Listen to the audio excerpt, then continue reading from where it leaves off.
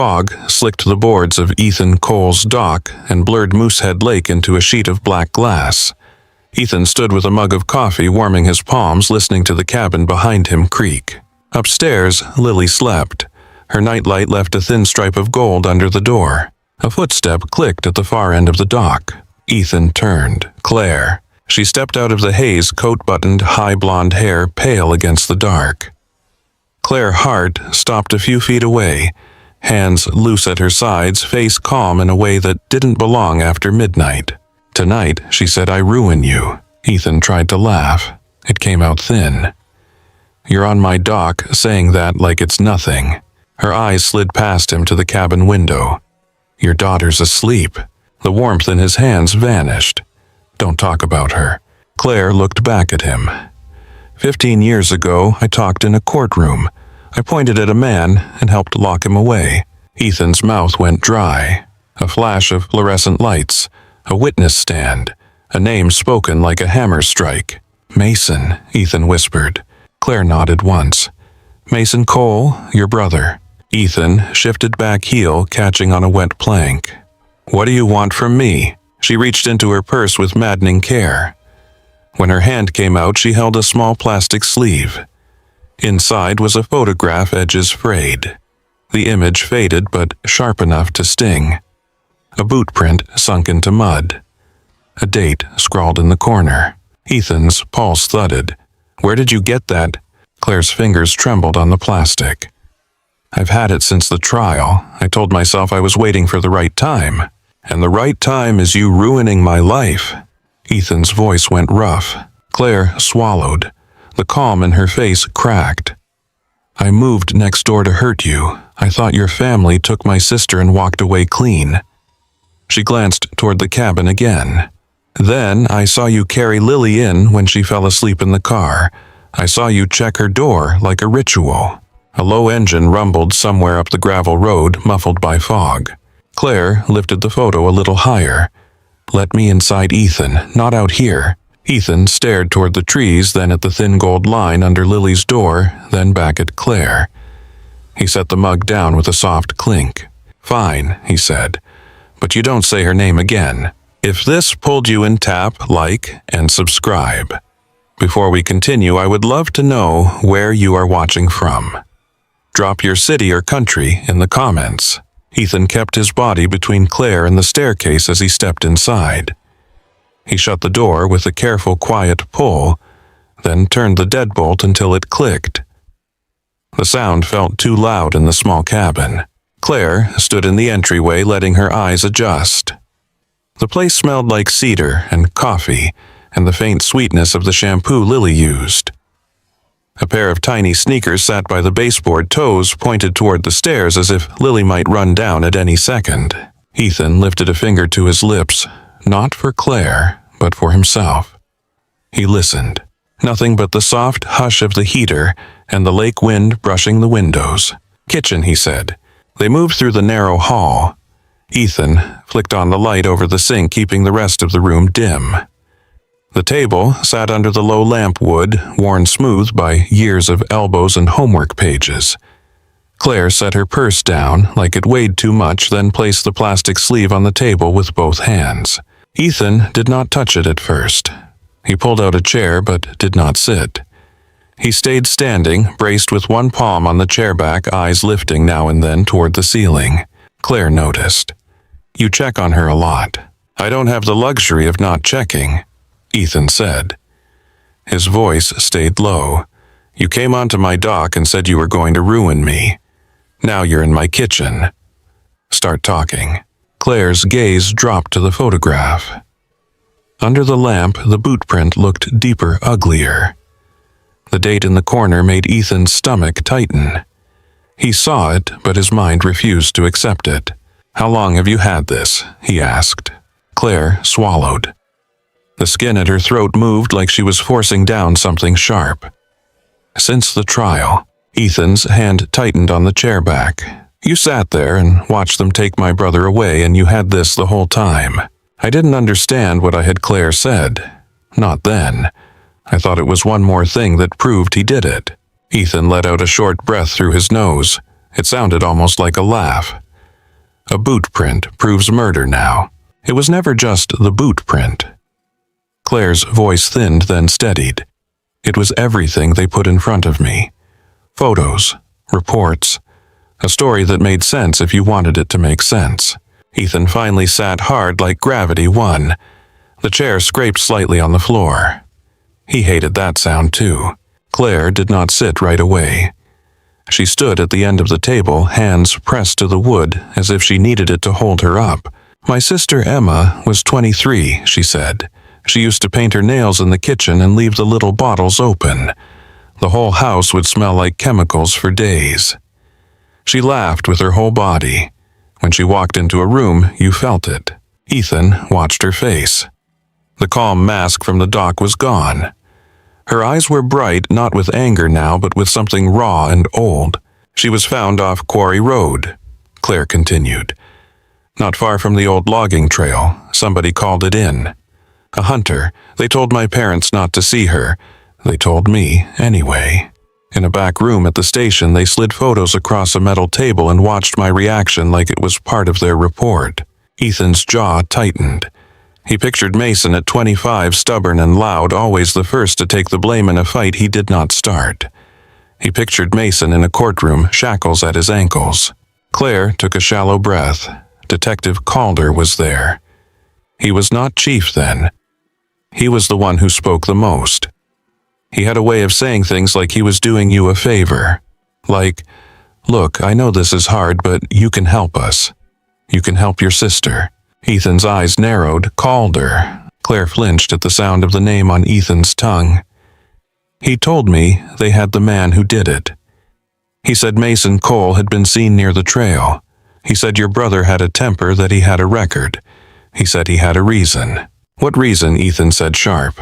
Claire's cheeks flushed with shame. He implied Emma knew him, that she rejected him, that he got angry. Ethan pushed his chair back an inch. Emma didn't even know Mason. We lived 2 towns over back then. They never cared about what was true, Claire said. They cared about what was useful. She finally sat, but on the edge of the chair, shoulders tight. She kept her hands folded in front of her as if she did not trust them to stay still. Ethan stared at the photograph again, then at Claire. So, they coached you. Claire's eyes flicked to the window to the dark outside as if she expected to see someone listening. They practiced with me. They told me what to say, and they corrected me when I said it wrong. They told me how to look at the jury. They told me where to pause, so it sounded like I was remembering, not repeating. They said, say it exactly like this. You saw him near the water line. He was sweating. He looked startled. He walked away fast. Ethan's mouth went dry. You said those things. I said them, Claire whispered. And I believed I was doing the right thing. I wanted a reason my sister was gone. I wanted a name to pin it on, so I could wake up the next day and not feel like the world was random and cruel. Ethan's hands curled into fists on the table. He felt his pulse in his fingertips. He wanted to stand up and shout, but the ceiling above him held Lily, and the thought of waking her with his rage made him swallow it down like hot metal. You moved next door, Ethan said. 6 months ago. Why? Claire looked down at her folded hands. One thumb rubbed the other until the skin turned pink. Because I found something. Ethan waited. She reached into her purse again and pulled out a thin folder, not the kind you buy in a store. This one had old punch holes and a stamp in faded ink, like it had been buried in a file cabinet for a decade and then dragged back into the light. She slid it across the table. County records. Archive room at the courthouse. You can request old case documents if you know what to ask for. Most people never do. Ethan did not open it yet. You went digging. I went because the anniversary was coming, Claire said. Because I kept having the same dream. Emma calling my name and me not answering. I thought if I looked at the case again, I would feel something like closure. Instead, I found a mistake. Her voice turned quieter, almost careful. There were 2 versions of the medical examiner's report. Ethan's breath caught. 2 versions. One said time of death was around 11, Claire said. The other pushed it closer to 1 in the morning. The second version was the one in the court file. The first was stored under a different index number, like someone didn't want it in the main stack. Ethan stared at her, trying to fit the pieces together. Mason had an alibi until midnight, he said mostly to himself. He remembered the night like a bruise. Mason had been at a bar with friends. A bartender swore to it. It didn't matter. Claire nodded once. I remembered that after I saw the first report. I remembered hearing it in court and watching the judge shut it down like it was nothing. Ethan's throat tightened. So you took copies. I took everything I could, Claire said. And I looked at what they used to sway me back then. They had shown me this boot print photo, told me it matched a boot your brother owned. I believed them. Ethan finally picked up the plastic sleeve. He held it under the lamp, angling it. How did you realize it wasn't his? Claire leaned forward, voice low. Because the print pattern is from a service boot sold to departments, not civilians. I only noticed because I started painting again, and I needed reference for textures. I was online searching for tread patterns like an idiot. I found the exact design in an old procurement catalog for law enforcement gear. Ethan's eyes narrowed. You're saying it belongs to a cop. I'm saying it could, Claire replied. She wet her lips. Then I found the property photos from the station open house, the ones they post for the newspaper. In one of them, Detective Calder is standing by a patrol car laughing. He has the boots on. The tread looked the same. Ethan's chest felt tight, like the air in the kitchen had turned heavier. Why not go straight to Sheriff Brooks with this? Claire's hands shook openly now. Because I tried to confront Calder first. Ethan looked up fast. Claire swallowed. I called him. I said I wanted to talk. He agreed to meet me in a parking lot by the courthouse like I was a suspect and he was still running the show. He listened while I talked. He did not deny anything. He just stared at me, then told me that accidents happen around lakes. Cars slip on winter roads. People fall down stairs. He said he hoped I was still enjoying my quiet life. Ethan felt cold, spread up his arms. He looked at the staircase again as if the steps themselves could betray him. Claire's voice roughened. I went home and checked every lock. I slept with a light on like a child. Then I started thinking about the Coles. I thought you knew. I thought your family had to know. I told myself you were living your life while mine was built on a lie. I wanted you to feel the same sickness I lived with. Ethan's eyes stung, but not with sympathy, with fury. So you picked me. I found your name on a property transfer, Claire said. The lake cabin. Cole, same last name. I drove up here and looked at the house from the road. I didn't know you. I didn't know about your wife. I didn't know about Lily. Ethan's face hardened at the mention of his wife, a wound reopened with a single word. He pushed it down. He could not afford to go there. Claire's gaze lifted toward the ceiling again, softer now. Then I saw you two at the store in Greenville. Lily was trying to carry a bag of apples bigger than her arms. You told her she was strong, and you let her struggle until she laughed. I watched you, and I hated you for being gentle. I hated it because it ruined the picture I needed. Ethan's voice went flat. You came to ruin me, and then you changed your mind. I came to make you hurt, Claire said. I told myself it would balance something, but I couldn't keep pretending I was righteous. Not after watching your daughter run across the yard to your dock like it was the safest place in the world. Ethan sat very still. The only sound was the heater and the faint tick of the kitchen clock. Upstairs, a floorboard popped a small, settling noise. Ethan's head snapped up. He listened hard. After a moment, he heard Lily's soft sigh and nothing else. Claire watched him, eyes glistening. I didn't plan to say it out there, she whispered. On the dock, I planned to do it quietly. Slide something into your mailbox. Leave a note. But you opened the door with a coffee mug like it was just another night, and I felt, I don't know, like I had to look you in the face. Ethan's fingers pressed into the folder on the table. He did not open it, but he could feel the paper inside the weight of it. 15 years. His brother's missing life. His own stubborn belief that maybe somehow the court had been right. "Say his name again," Ethan said, voice tight. "Mason," Claire replied. "What did you see?" Ethan asked. Claire's brow furrowed. "That night, in your own eyes," Ethan said. "Not what they told you. Not what you repeated. What did you actually see?" Claire stared at the tabletop as if the wood grain held an answer. "I saw headlights," she said slowly. "I saw a figure near the trail. It was dark. I could not see a face. I heard a car door shut. Then I heard someone say my name, but I don't know if it was real or my brain trying to make sense of panic." Ethan's stomach churned, and they turned that into Mason. "Yes," Claire said, barely audible. "They gave me a face to put on the shadow." Ethan leaned back, chair creaking.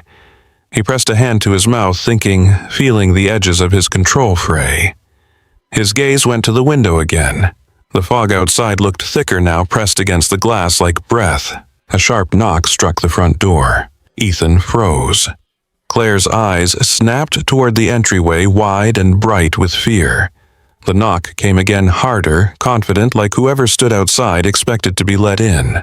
Ethan did not move right away. His eyes stayed on the front door, as if it might swing open on its own. The second knock landed with the same steady force, patient and certain.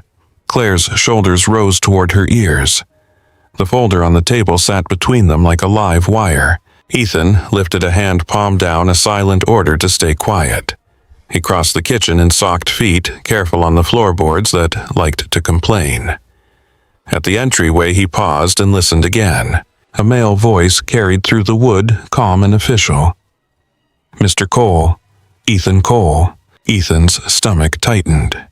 He eased the deadbolt open, leaving the chain latched, and cracked the door just enough to see a face in the porch light. Sheriff Nolan Brooks stood there, hat in hand, breath faint in the cold. His uniform looked damp at the cuffs. His eyes flicked over Ethan's shoulder, taking in the dim cabin beyond. "Sheriff," Ethan said, "it's late. I know." Brooks's voice stayed low, practiced. "Sorry to bother you at this hour." Ethan kept his grip on the door. "Is something wrong?"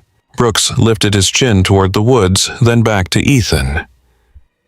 "I need to speak with you about Mason." The name hit like a shove. Ethan felt his pulse jump in his throat. He did not step aside. He did not widen the opening. "I haven't seen him," Ethan said. Brooks watched him for a beat, like he was measuring the truth by the way Ethan stood.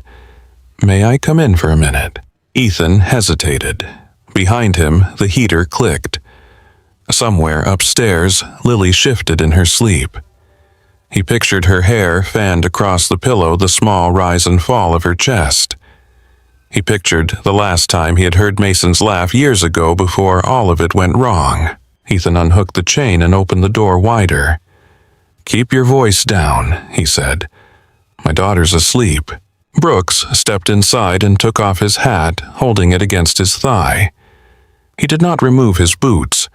He looked like a man who had already walked through enough mud and did not want to pretend otherwise. "Thanks," Brooks said. His gaze moved past Ethan, and he saw the kitchen light. For half a second, his eyes caught on Claire's silhouette at the table. Ethan's spine tightened. He angled his body to block the line of sight. "What is this about?" Brooks's eyes returned to Ethan's face. Mason escaped. Ethan's breath stalled. Escaped from where? During transfer, Brooks said. They were moving him from holding to a transport unit. There was an incident on the road near the county line. 2 officers down, not dead, injured. Mason ran. Ethan's mouth went numb. He forced words out. "That makes no sense. Mason's been inside 15 years. He wouldn't just." Brooks's expression did not change, but something in his eyes softened. "I'm not here to argue what you think your brother would do. I'm here because we have reason to believe he might come here." Ethan's hands went cold. "Why here?" Brooks exhaled through his nose. "It's your property. It's remote. It's a place he knows. People run toward what feels familiar. Ethan glanced toward the staircase again, quick and involuntary. Brooks noticed. You said you have a daughter, Brooks continued. Lily Wright. Ethan nodded once. Brooks lowered his voice even more. I need you to take this seriously. Keep your doors locked. Call us if you see anything. Do not try to handle it on your own. Ethan swallowed. Did he say he was coming here? No, Brooks said. But a trooper found tire tracks near a turnout not far from the lake road. We also have an old address of yours in the file. That cabin, you. Claire shifted at the table, a faint scrape of chair legs. Brooks's head turned again sharper this time. Ethan stepped in quickly. Sheriff, there's something I need to ask you. Not here. Brooks's gaze went back to Ethan. You have company. Ethan did not answer right away. He could feel Claire's eyes on his back. He could feel the folder on the table like it was burning through the wood. Brooks took a slow step toward the kitchen, and Ethan moved with him, staying close, steering him away from the table without touching him. They stopped at the edge of the light. Claire sat very still, hands folded.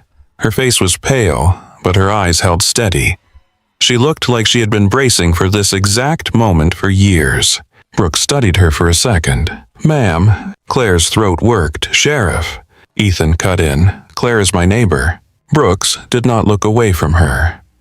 Hart, he said, reading the name off her face as if he recognized it from a file. Claire Hart. Claire's fingers tightened together. Ethan saw her nails press into her skin. Brooks finally looked at Ethan again. That makes the situation more complicated than I like. Ethan heard the warning in the words. He also heard something else. Curiosity. She's here because Ethan started, then stopped. He did not know how to say it without detonating everything in the room. Claire spoke before he could find a safer lie. Sheriff, I have information about the old case. Brooks went still. The case that put Mason Cole away. Claire nodded. Ethan's heart hammered. He glanced toward the stairs again as if Lily might appear at the top step, rubbing sleep from her eyes. Brooks's voice tightened. Now is not the time for that. It is, Claire said, and the words came out sharper than she probably intended. She softened her tone on the next breath. I understand you have an active situation, but what I have is connected to why he ran, or why someone says he ran. Brooks's eyes narrowed. What are you saying? Claire reached toward the folder. Ethan shot her a look. Stop. Not yet. Not while a badge stood between them and the night. Claire's hand hovered, then retreated to her lap. I'm saying I may have been wrong. Back then. About what I saw. About what I was told. Brooks looked between them. His jaw flexed once. If you have something, bring it to the station in the morning. Ethan shook his head. Sheriff, you just told me my brother's out there. Morning might not be. He stopped himself, throat tight, careful not to finish the thought. Brooks watched him. Do you know where Mason is? No, Ethan said, and this time the word came out like a plea and a warning at the same time. I haven't talked to him in years. Brooks's gaze dropped to the table. Not the folder, not yet, but the way Claire sat, the way Ethan stood like a wall. Brooks had seen families in crisis before. He knew the shape of secrets. He took a small step back, giving them space. Listen to me, he said, voice firm. We're patrolling the lake road. I've got deputies covering the turnoffs. If Mason shows up, you call me. You do not negotiate. You do not try to talk him down. You do not put your daughter in the middle of it. Ethan's chest felt tight. What if he comes for me? Brooks's eyes held his. Then you keep yourself alive. You keep Lily safe. That's your job. Claire's voice cracked on the edge of a whisper. Sheriff, he didn't do it. Brooks's face did not change, but something flickered behind his eyes. A doubt that had been sitting there a long time. You don't know what he did, Brooks said quietly. Claire lifted her chin. I know what I did. Silence spread through the kitchen. The heater clicked again. Outside, the lake wind pressed against the window like a hand. Brooks put his hat back on. "I'm going to have a unit sit closer to your road for the rest of the night," he said to Ethan. "If you think of anything that helps us locate him, call me." Ethan nodded without trusting his voice.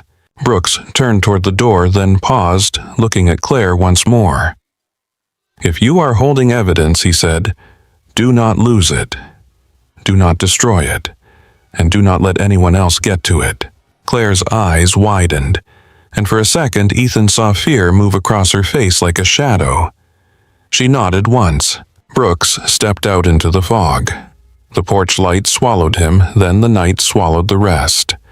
Ethan locked the door behind him and slid the deadbolt home with a hard, final click. He stood with his forehead against the wood for a beat, breathing through his nose. Then he turned. Claire was already on her feet. "He suspects something," she said. Ethan's voice came out low and tight. "You need to leave, right now." Claire's eyes flashed. "And go where?" "Anywhere that isn't here," Ethan said. He kept his voice down, but every word felt like it could break something. "My daughter is upstairs. My brother is out there. You walked into my life with a threat and a folder, and now the sheriff is on my doorstep." Claire stepped closer to the table, placing one hand on the folder like she was claiming it. "If I leave, he finds you without the truth." Ethan shook his head. "That truth can wait." Claire's face hardened. "It cannot. He spent 15 years believing I chose to lie. If he sees me anywhere near you, he will think the worst. He will not stop to ask why." Ethan opened his mouth, then closed it. He pictured Mason's temper the way it used to flare when he felt cornered. He pictured Mason's hands, big and scarred, clenched around a steering wheel. He pictured those same hands in cuffs. Claire's voice softened. "I did something unforgivable. I know that. But I am not leaving you to face him alone when I am part of why he is out there." Ethan's gaze flicked to the stairs again. He lowered his voice to a whisper. "Lily is all I have." Claire looked at him for a long moment, then nodded like she understood the weight of that sentence. "Then let me help you keep her safe," she said.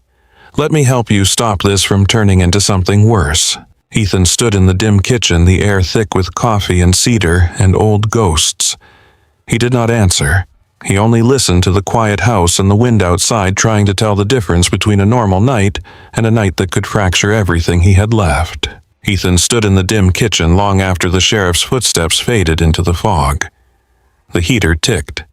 The clock over the sink clicked toward 4. Claire stayed near the table, one hand resting on the folder as if she could keep it from slipping out of the world. Ethan rubbed his face, then looked up at the ceiling again. "If she wakes up and sees a stranger in the house," he whispered, "she's going to scream." "I can wait outside," Claire said. "No," he shook his head once. "Outside is worse." Claire did not argue. She only nodded like she was swallowing words that would not help. Ethan watched her for a beat and realized she was shivering. Not from cold, from the weight of being here. He walked to the living room window and pulled the curtain back an inch. Fog pressed against the glass. The porch light made the air look thick and white like smoke that refused to drift away. His truck sat in the driveway, dark and still. Beyond it, the pine trees were silhouettes upright and silent. "You said you can help," Ethan murmured, letting the curtain fall. "Then help me do the one thing that matters." Claire's voice came soft. "Lily." Ethan nodded. "She can't be here. Not tonight. Not with Mason out there and deputies driving around and you holding a folder that could get someone killed." Claire's eyes flicked to the folder. Calder already threatened me. Ethan's jaw tightened, and he could threaten her without even speaking. A floorboard creaked upstairs. Both of them froze, listening hard. Ethan held his breath until the house settled again into quiet. "I'm taking her to town at first light," Ethan said. "To my wife's parents, Tom and Marjorie. They'll keep her. They'll lock their doors. They'll listen to the sheriff." Claire's lips parted. "Will they answer the phone this early?" "They will if I keep calling," Ethan said. He moved quickly but quietly. He grabbed his phone and stepped into the hallway where the signal was better than dialed. It rang and rang. On the third call, a sleepy voice answered. Ethan, Marjorie Keene, sounded alarmed awake in an instant. "Is Lily all right?" Ethan lowered his voice. "She's sleeping. I need you to do something for me. I need you to take her for a while." Silence, then a shift of sheets through the speaker. "What's happened?" "There's a situation," Ethan said. He chose the words like he was walking across ice. "Mason escaped during transfer. The sheriff thinks he might come here." A sharp inhale. "Oh my God. I'm bringing Lily to you as soon as the sun's up," Ethan said. "Please, just open the door." No questions in front of her. Marjorie did not hesitate. "Bring her. Tom will make coffee. We will be ready." Ethan closed his eyes for a moment. "Thank you." When he ended the call, his hands shook. Not the jittery tremble of fear alone, but the strain of holding everything together so nothing spilled onto the child upstairs. He went back to the kitchen. Claire watched him, her face searching. "They'll take her," Ethan said. Claire nodded once. "Good." Ethan pulled a small duffel from a cabinet in the hall and set it on the table, careful not to touch the folder. He opened a drawer and started gathering what mattered with the speed of a man who had packed in emergencies before. Extra clothes, socks, Lily's inhaler with her name written in marker, the small pouch of hair ties he had learned to keep because no one should have to face a bad hair day at school when life was already hard. Claire reached for the duffel zipper, then stopped, waiting for permission. Ethan glanced at her. "Pack her pajamas. The blue ones with the sailboats." Claire stood and moved toward the stairs with light steps as if she knew every creak could be a siren. Ethan watched her go, then turned back to the bag. He found Lily's favorite stuffed rabbit on the couch and hesitated, then tucked it into the duffel. He would rather carry an extra pound of softness than face her tears when she realized it was missing. Claire returned a minute later, holding the pajamas and a small folded blanket. She set them into the bag without speaking. Her hands were steadier now. Focus had replaced panic the same way it does when you finally accept there is no safe option, only action. Ethan zipped the duffel and set it by the door. They waited in the living room as the night thinned toward morning. Ethan sat on the edge of the couch, elbows on his knees, listening for every sound outside. Claire sat in the armchair by the window, the folder on her lap, now both hands around it. At one point, Ethan caught himself staring at her hair, the pale strand that had fallen across her cheek. He looked away immediately, disgusted with his own wandering mind. This was not the time for softness. This was the time for survival. He heard a distant car on the lake road, tires whispering on wet gravel, then fading. He heard the heater kick on again. He heard the house settle and groan like it had bones. When the sky finally began to lighten behind the trees, Ethan stood. Now he whispered. Claire rose too. "Do you want me to stay here?" Ethan thought of the folder, thought of Calder's name, thought of a man with power and boots that might match a print in the mud. "No," Ethan said. "You stay where I can see you." He went upstairs first. The air was cooler on the second floor. Lily's door stood slightly ajar. Ethan pushed it open with 2 fingers and stepped inside. Lily was curled on her side hair, a dark spill across her pillow, one knee tucked up like she was mid-dream sprint. Her rabbit was missing from the bed now, replaced by the empty space where Ethan had taken it. He felt a pinch of guilt and shoved it away. He would give it back in a moment. He crouched beside her and brushed a knuckle along her cheek. "Lil," he whispered. "Hey, Peanut." She stirred, a small frown forming. "Dad, I need you to wake up for me," he said softly. "We're going to Grandma Marjorie's for breakfast." Her eyes cracked open. "Why?" "Because she makes the good pancakes," he said. Lily's gaze drifted toward the window where the sky was turning gray. "It's not breakfast time." Ethan forced a small smile. "It can be." She yawned wide, then rubbed her eyes with both fists. "Are you coming?" "In a little bit," Ethan said. He kept his voice steady. "I'll be right behind you." Lily sat up slowly. Her hair stuck out in a wild halo. Ethan handed her the rabbit from behind his back. Her face relaxed as she hugged it tight. Claire appeared in the doorway, careful, quiet. Lily blinked at her. "That's Miss Hart, Lily," mumbled half asleep. Claire's eyes softened. "Morning, Lily." Lily squinted. "It's not morning." Claire gave the smallest hint of a smile. It's almost. Ethan helped Lily into a sweatshirt and jeans, then slid her sneakers onto her feet. Her fingers were clumsy with sleep as she tied the laces badly. Ethan corrected them without a word. Downstairs, the cabin felt different in the gray light. Less like a hiding place, more like a stage. The fog outside had thinned, but not disappeared.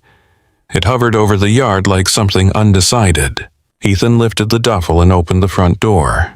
Cold air rushed in. Shoes on the mat, he told Lily, a reflex from 100 mornings. "I have shoes," Lily said, offended, then yawned again and shuffled onto the porch.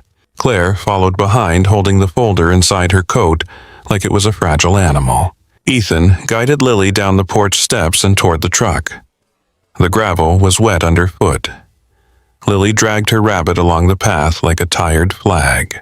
Halfway to the truck, headlights flared through the trees at the end of the driveway. Ethan stopped so fast, Lily bumped into his leg. A vehicle rolled in slowly, engine low. The lights swept across the yard, across the cabin, across Ethan's face. Ethan raised a hand to shield Lily's eyes. The vehicle came to a stop near the truck. The driver's door opened. A man stepped out. He was thinner than Ethan remembered, shoulders, sharper hair cut short and uneven, like it had been done without a mirror. He moved with a stiffness that spoke of long hours in cramped spaces. His face looked older in the wrong ways, carved by fluorescent light and hard sleep. He closed the door softly, then turned toward Ethan. For a heartbeat, no one spoke. The morning held its breath, Ethan, the man said. His voice was rough, sanded down by years. Long time. Ethan's throat tightened until it hurt. He could not make sound at first. His brother's name rose in his mind like a shout. Mason, Ethan managed. Lily looked up at Ethan, confused. "Dad, who is that?" Ethan did not answer her. His eyes stayed locked on Mason. Mason took a step forward, then another. His gaze flicked to Lily, then back to Ethan with something like wonder and pain crossing his face. He started to speak, then stopped as a movement behind Ethan caught his attention. Claire stepped onto the porch. Mason's eyes narrowed. The air seemed to change as if the temperature dropped a few degrees. He stared at Claire for a long second, then recognition hit him hard. It tightened his jaw, darkened his stare, pulled his posture into something defensive and ready. "You," Mason said. The word came out like a bruise pressed too hard. Claire did not flinch. She stood still, shoulders squared, hands visible at her sides, the folder hidden beneath her coat, but not forgotten. Ethan moved instinctively, shifting Lily behind him, one hand spreading out as if he could block the past from colliding with the present. Mason's right hand drifted toward the front of his jacket. Ethan's heart kicked against his ribs as Lily's small fingers curled around the back of his shirt. Mason's hand stayed inside his jacket for a beat too long. Ethan felt his own hand lift without thinking, palm out a silent stop. He kept Lily tight behind his leg. Her fingers pinched the fabric of his shirt, small and warm, and that warmth made the cold in his chest feel sharper. "Mason," Ethan said, steadying his voice like he was setting a glass on a table. "Don't." Mason looked at him, then at Lily. His eyes flickered with something that did not fit the posture of a man on the run. Not softness exactly. More like shock, as if he had walked into the wrong life.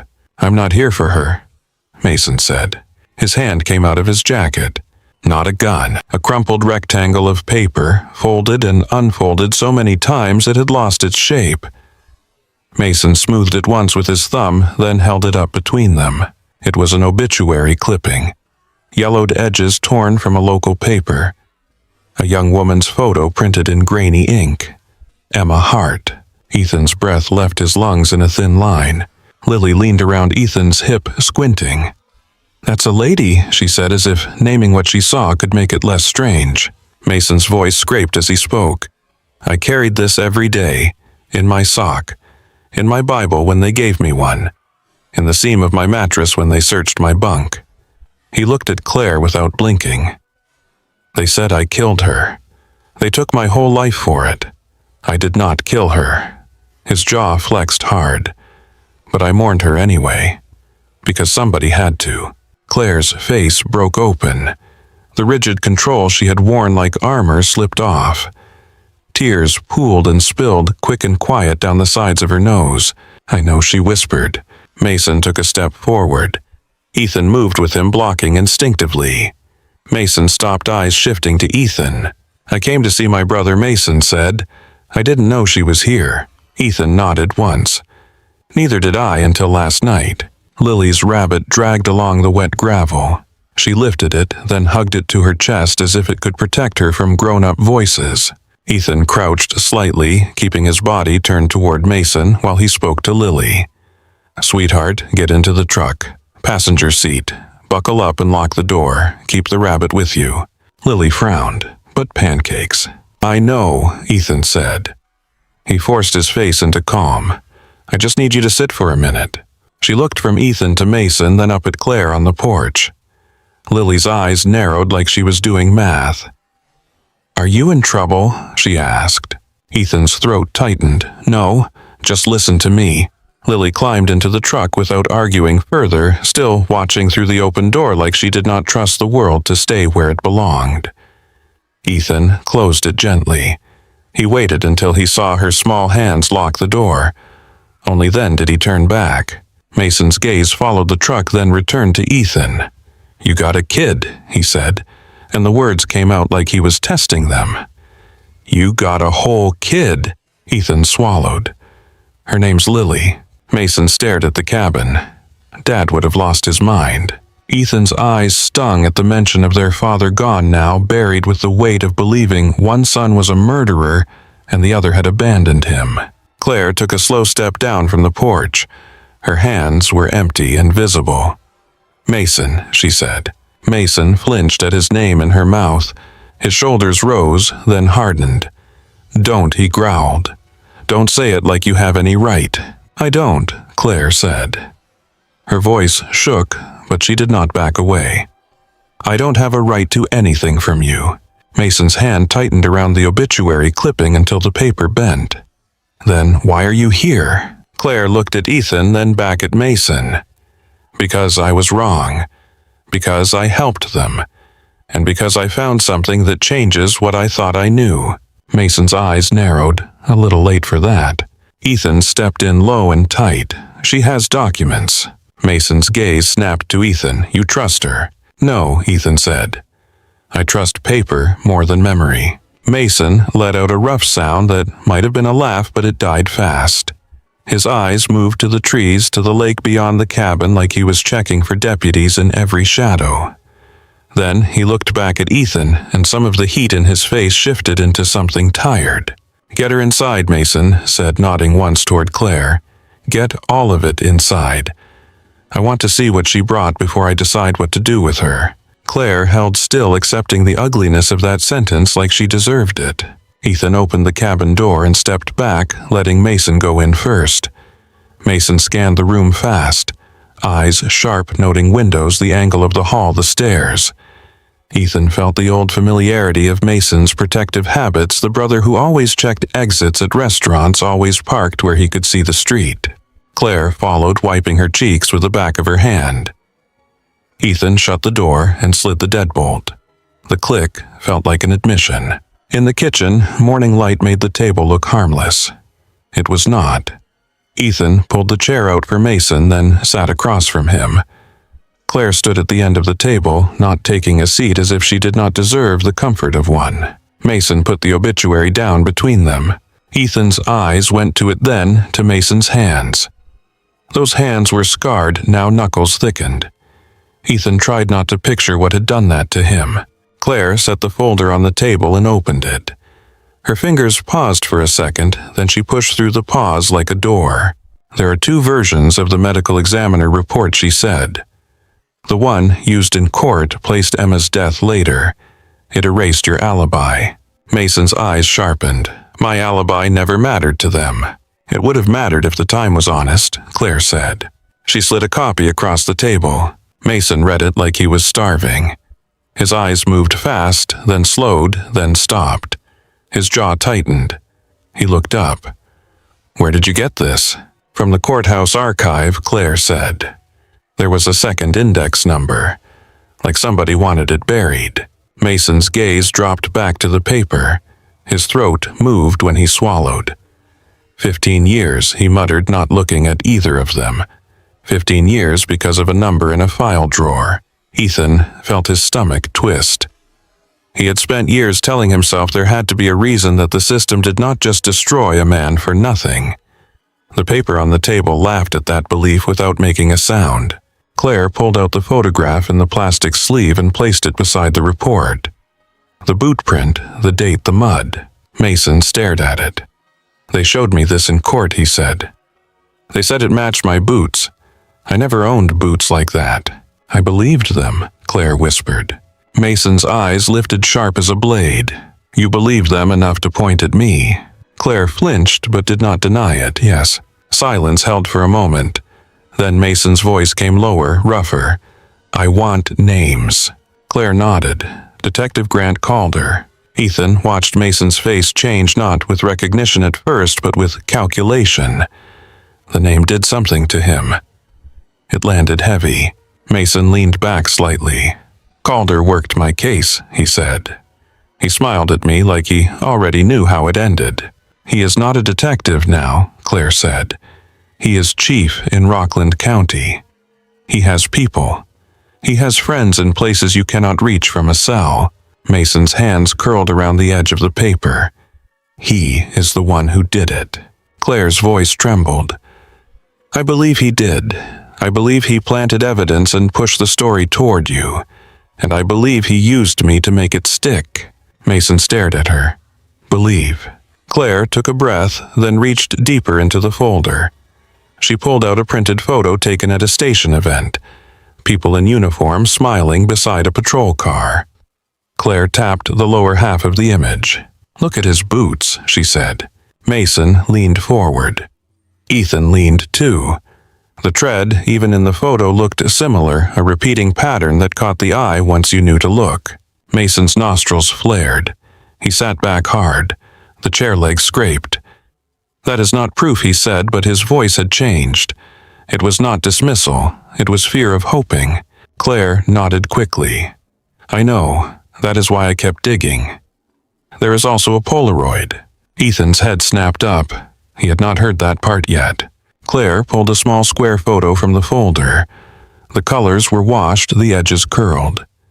It showed a smear of mud near the logging trail, a faint impression in it, and near the corner a reflective glint that could have been a badge or a button. The image was not clean. It was enough to make your skin prickle. "I found it in a box marked Miss," Claire said. "It was never entered as evidence." Mason stared at it, breathing slowly through his nose. His eyes were wet now, but he did not let the tears fall. He looked at Ethan, and Ethan saw something in his brother he had not seen since they were kids, a kind of naked disbelief. "I did not do it," Mason said, again quieter this time, like he was trying the truth out loud in a world that had never allowed it. "I did not do it." Ethan's voice came rough. "I know." Mason's eyes snapped back. "You know now," he said. "You did not know when they sentenced me." Ethan's stomach clenched. "No." Mason looked away, jaw tight, then forced his gaze back to the table. He pressed his palm flat over the obituary covering Emma's photo. "And what about her?" he said, voice low. "What about the girl whose name they used to bury me?" Claire's shoulders trembled. "I want her truth back," she said. "I want my sister's death to belong to what happened, not to what they made it." Mason's eyes moved to her face, searching for a lie. He did not find a convenient one. Outside, a crow called from the trees. Ethan heard the sound and thought of Lily in the truck alone with her rabbit, watching the cabin like it was a TV show she did not understand. Ethan stood and crossed to the front window. He pulled the curtain back a finger's width. Lily sat still, buckled in face, turned toward the house. When she saw Ethan at the window, her hand lifted in a small wave. Ethan's chest tightened. He waved back, then let the curtain fall. When he turned, Mason was watching him. "You got everything," Mason said. "A kid, a home, a lake." His voice broke on the last word, not loudly, but enough to hurt. "And I got years of metal and concrete." Ethan held his gaze. "I lost things too." Mason's eyes flashed, not like me. Claire stepped forward, voice careful. Mason, I cannot give you those years. I cannot undo what I did. I can only put what I have in your hands and stand where you tell me to stand. Mason's fingers brushed the edge of the Polaroid. His hand shook just once. He looked at Ethan again. If Calder is chief, he said, then he can reach us. Ethan nodded. He already reached her. Claire's eyes closed briefly. When she opened them, they were steady. He told me accidents happen around lakes, she said. He meant it. Mason's gaze went toward the window, toward the water beyond it. His shoulders tightened as if he could feel the lake watching. Then he looked back at the table, back at the papers, back at the name printed on the report. Grant Calder, Mason said again, slower tasting it. All right. Ethan did not like the way his brother said it. Not because it sounded like rage, but because it sounded like focus. Claire's hand lifted and rested lightly on the folder, not claiming it this time, but offering it. You are not alone in this, she said. Mason stared at her hand, then at her face. He did not forgive her. He did not soften. But he did not shove the folder away either. Ethan heard the heater click on, and in that small mechanical sound he felt the cabin return to its narrow reality. 3 adults around a table, a child outside in a locked truck, and a truth on paper that could pull a powerful man down or get them all hurt. Mason reached for the folder at last, pulled it closer, and began reading again with the intensity of someone trying to reclaim his name one line at a time. Mason read until his lips moved without sound. He traced lines with a fingertip, as if the paper could slip away if he did not hold it in place. Ethan watched his brother's eyes flick from sentence to sentence, then stop on the same section again and again. When Mason finally looked up, his face had changed. The anger was still there, but it sat deeper now, packed under something heavier. Time of death, Mason said. They pushed it later. Claire nodded. The first report places it closer to 11. The court file version drifts it toward 1. Mason stared at Ethan. Where were you that night? Ethan swallowed. At home. I was 19. Mom was on my case about college applications. Mason came by late, angry about something, then left for the bar. Mason's jaw worked. I did go to the bar. I was there. People saw me. I know, Ethan said. He heard his own voice strain on the last word. I told them. Mason's eyes sharpened. You told them? Ethan's throat tightened. I tried. They did not listen. Or they pretended not to. Mason looked down again, then tapped the medical report. If the time is 11, I am still at the bar. Claire's fingers hovered over the paper, as if she wanted to push it closer to him to make it more real. That is why it matters. Mason's gaze went flat. It always mattered. They just did not want it to. Ethan leaned forward, palms on the table. We need to put this in front of someone who can act. Mason's eyes lifted wary. And who is that? Ethan held his brother's stare. Sheriff Brooks. Mason's mouth twisted. A badge is a badge. Claire spoke softly. He is not Calder. Mason's eyes flicked to her. You said that once about Calder, did you not? Claire flinched, but she did not turn away. Yes. Silence pressed in, then Ethan broke it by opening a drawer and pulling out a legal pad and a pen. He set them on the table and pushed them toward Mason. We rebuild it, Ethan said. Minute by minute if we have to. Mason looked at the pad like it was a strange object. I rebuilt it 1,000 times in my head. Then put it on paper, Ethan replied. Let it live outside your skull for once. Mason hesitated, then took the pen. His hand shook slightly as he wrote the date at the top. The scratch of ink on paper sounded loud in the quiet cabin. Claire leaned in, careful not to crowd him. Start with where you were before the bar. Mason's eyes unfocused as he reached backward through years. I was at the shop, he said. My boss had me closing. I left around 8, went home, showered, changed, drove to the harbor tap. Ethan watched his brother's face as he spoke. Mason was seeing it again. Ethan could tell by the way his eyes tracked something that was no longer in the room. What time did you leave the tap? Claire asked. Mason swallowed. After midnight, around 12:30, maybe a little later. I remember because they put Last Call on the jukebox and someone played that old Springsteen song that always made me want to fight. Ethan felt a bitter tug in his chest. Mason had always had too much feeling inside him for a small town to hold. Claire nodded. The first report locks time of death closer to 11. Mason wrote it down. He pressed the pen hard enough to leave an indentation. Ethan leaned over the pad. Then they needed the second report. Mason's voice dropped. They needed it, so they made it. Claire's fingers tightened around the edge of the folder. They also needed me. Mason did not look up. They got you. Ethan's mind flashed to Claire's words from the night before. The way she described rehearsed pauses and coached phrases. It made his skin crawl to imagine a courtroom built like a stage, a life decided by performance. Ethan pointed at the bootprint photo. This was their anchor. Mason glanced at it. They said it matched my boot size. I told them I wore sneakers most of the time. They acted like that was suspicious. Claire leaned forward.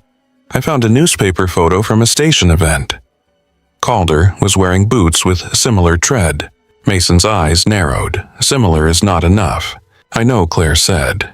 That is why I kept looking. She pulled out a small plastic bag from the folder. Inside was a copy of an old receipt, the kind printed on thin paper that fades with time. Claire placed it on the table. Ethan stared. What is that? A service order, Claire said. Department equipment. Boots, 2 pairs. The vendor name is stamped at the top. It is dated a week before Emma died. Mason's face hardened. Where did you get this? Claire's voice dropped. From a clerk I went to high school with. She works in procurement now. I told her I was writing a memorial piece about Emma and I wanted to understand the department at the time. She printed it and told me not to mention her name. Ethan looked at Mason. This ties Boots to the department, not to you. Mason ran a finger over the faded ink. It ties Boots to someone. A lot of someone's. Claire nodded. Yes, but it narrows the story. It turns the boot print from a civilian clue into a department clue. Mason's gaze lifted slowly, and it points back at Calder. Claire did not speak for a moment. Then she reached into the folder again and pulled out a sheet of paper with her own handwritten notes. Names, dates, and a phone number scribbled in the margin. I also checked property records, she said. Calder owned land near Quarry Road at the time. Not in his name, in his uncle's name. Ethan felt his eyebrows lift near the trail. Claire nodded, eyes fixed on the table. Close enough to hear a car door shut. Mason's hands tightened on the pad. They never mentioned that in court. They would not, Claire said. It makes him part of the map. Ethan looked from paper to paper, the story reshaping itself with each piece. He felt his own past shifting under his feet. He thought of Mason's conviction of the way the town had looked at the Cole family afterward, as if guilt could stick to anyone who shared a bloodline. Mason pushed his chair back slightly and rubbed a hand over his scalp. You found all this in 6 months. Claire's mouth trembled. I did not sleep much. Mason's eyes sharpened. Someone helped you. Claire hesitated. Not with the digging, with staying alive long enough to dig. Ethan's chest tightened. What do you mean? Claire's gaze flicked toward the window again, then toward the front door. Her voice lowered. After I confronted Calder, things started happening.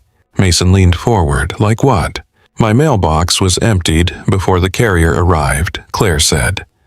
Twice. My neighbor, the one on the other side, said she saw a dark SUV parked by my place early one morning. She thought it was a tourist, but it was there too long. Then I got a call from a blocked number. No one spoke. Just breathing. Ethan's jaw clenched. You told me he threatened you. You did not tell me this. Claire's eyes glistened. You already wanted me gone. Mason's voice came low. He was watching you. Claire nodded once, and when I came over last night, I took the long way. I circled through town. I cut my headlights near the last bend. I still felt like someone was behind me. Ethan's stomach turned. He pictured the lake road, the pull-offs, the trees thick enough to hide a vehicle. He pictured Lily upstairs safe in her bed, only because he believed she was. Mason looked toward the front window. If he is watching you, he might be watching here. Ethan stood and went to the window again. He pulled the curtain back with 2 fingers. The fog had lifted a little, revealing damp gravel and the pale stretch of driveway. Beyond that, the road curved away through pines. Nothing moved. Ethan forced himself to breathe. He looked toward the truck. Lily sat inside, still buckled rabbit pressed to her chest, eyes locked on the cabin. When she saw Ethan, she mouthed something he could not hear. Ethan raised a hand palm out, a promise to stay close. He let the curtain fall and turned back to the table. We cannot leave her in there much longer. Mason's gaze softened briefly. She is scared. She is smart, Ethan said, voice tight. That makes it worse. Claire rose from her chair. Let me go to her. Ethan shook his head. No, I told you not to say her name again. She does not need your face linked to this, not yet. Claire's eyes lowered. All right. Mason stared at Ethan for a long second. Take her to town, he said, now. Before someone else decides you should not. Ethan's pulse jumped. I cannot leave you here with her. Mason's mouth twitched, humorless. You think I am going to hurt a kid? Ethan held his brother's gaze. I think the world likes to use kids as leverage. Mason went still at that. He nodded once, slow. Then move her. Ethan looked at Claire. You stay with the folder. Claire's voice came steady. I will not let it out of my sight. Mason tapped the pad with the pen. And you call the sheriff, he said. From town, not from here. Ethan hesitated. He did not like how quickly Mason had returned to strategy, like prison had taught him to build plans out of danger. But Ethan also knew Mason had learned what the rest of them never had to. I will, Ethan said. He grabbed the duffel by the door and stepped outside. Cold air hit his lungs. Gravel shifted under his feet as he walked to the truck. Lily's face pressed close to the glass. Ethan opened the passenger door and crouched. Hey, he said softly. We are going to Grandma Marjorie's now. Lily's eyes searched his face. Who was that man? Ethan chose his words carefully. Family. Lily's brows pulled together. Why does he look like he is sad and mad at the same time? Ethan swallowed. Because he has been gone a long time. Lily looked past him toward the cabin. Is he staying here? Ethan forced a small smile. Get your rabbit. We are going. He helped her out, guided her around the hood, and buckled her into the back seat instead. He locked the doors, then hurried back to the cabin. Inside, Mason stood near the living room window, watching the road through a crack in the curtain. Claire sat at the table with the folder open, arranging papers into neat stacks like order could hold off chaos. Ethan grabbed his keys. Mason glanced over his shoulder. Do not drive fast, he said. Drive normal. Ethan nodded, then stopped. If something happens, he said quietly, you protect her. Mason's face tightened. He looked towards the stairs, then back at Ethan. I did not get 15 years taken from me just to watch another kid get hurt, he said. Go. Ethan opened his mouth to say more, but there was no more room for words. He turned toward the door. Before he reached it, a sound rolled in from outside. Tires on wet gravel, slow and deliberate, close enough to make the cabin's window glass faintly tremble. Ethan froze with his keys in his hand. Mason's head snapped toward the window. Claire's fingers closed around the folder. All 3 of them stood in silence, listening as the vehicle crept nearer and the crunch of gravel stopped just beyond the porch. The tires stopped. Gravel settled. For a second, the cabin held its breath. Ethan stood with his keys in his fist, listening. He heard a car door open, then shut with a soft, controlled sound. Footsteps crossed the porch boards like the person walking had been on 1,000 porches before and never once felt unwelcome. A knock came firm and familiar. Ethan Sheriff Brooks called through the door. Open up! Ethan's eyes met Mason's. Mason's face tightened, his body already angled toward the back of the cabin. Claire's fingers clamped around the folder knuckles, whitening. Ethan put a finger to his lips, then pointed toward the hallway that led to the back door. He mouthed 2 words without sound. "Out now." Mason nodded once. Claire rose without scraping her chair. She tucked the folder under her coat and moved as if the floor might betray her. Mason went first silent fast, a shadow cutting through the narrow hall. Ethan forced air into his lungs, then stepped to the front door. He opened it just enough to see the porch. Sheriff Brooks stood close, hat on rein, darkening the shoulders of his jacket. His cruiser sat in the driveway with the lights off, but the engine idled, a low vibration in the air. Beside the cruiser, another vehicle rested on the gravel. Not a patrol car. A dark SUV with tinted windows clean enough to look expensive even under fog and dawn. Brooks's eyes scanned Ethan's face. "You all right?" Ethan kept his voice steady. "Why are you here?" Brooks shifted his weight. "We got a call from a deputy posted near the turnoff. He saw movement near the lake road and a vehicle heading this way. I came to make sure you were not alone out here." Ethan's hand stayed on the door edge, ready to close it. "I was about to leave." Brooks's gaze flicked past Ethan's shoulder into the dim cabin. "Where's Lily?" "In the truck," Ethan said. Brooks's eyes sharpened. "In your truck?" Ethan nodded once, locked. A door on the SUV opened. Ethan's attention snapped to the sound. A man stepped out, tall, broad, through the shoulders, wearing a dark coat and a pressed shirt that did not belong to early morning in the woods. He moved like he expected the world to part for him. His hair was trimmed tight, his face clean-shaven, his smile quick and shallow. Chief Grant Calder. Ethan recognized him from Claire's copied photo and felt his stomach drop. In person, Calder looked calmer than the idea of him. That was worse. Calm meant practice. Calder adjusted his cuffs as he walked, eyes taking in the cabin, the dock line, the slope to the lake. His gaze settled on Ethan with a polite nod. "Mr. Cole," Calder said. His voice was smooth, warm enough to fool someone who wanted to be fooled. "Sorry for the hour." Brooks did not introduce him. He simply said, "Chief Calder volunteered support. He has resources." Calder smiled slightly at the word volunteered, like it was a compliment he enjoyed. "A fugitive case," he said. "Small communities deserve help." Ethan's throat tightened. He kept his face blank. "Help with what?"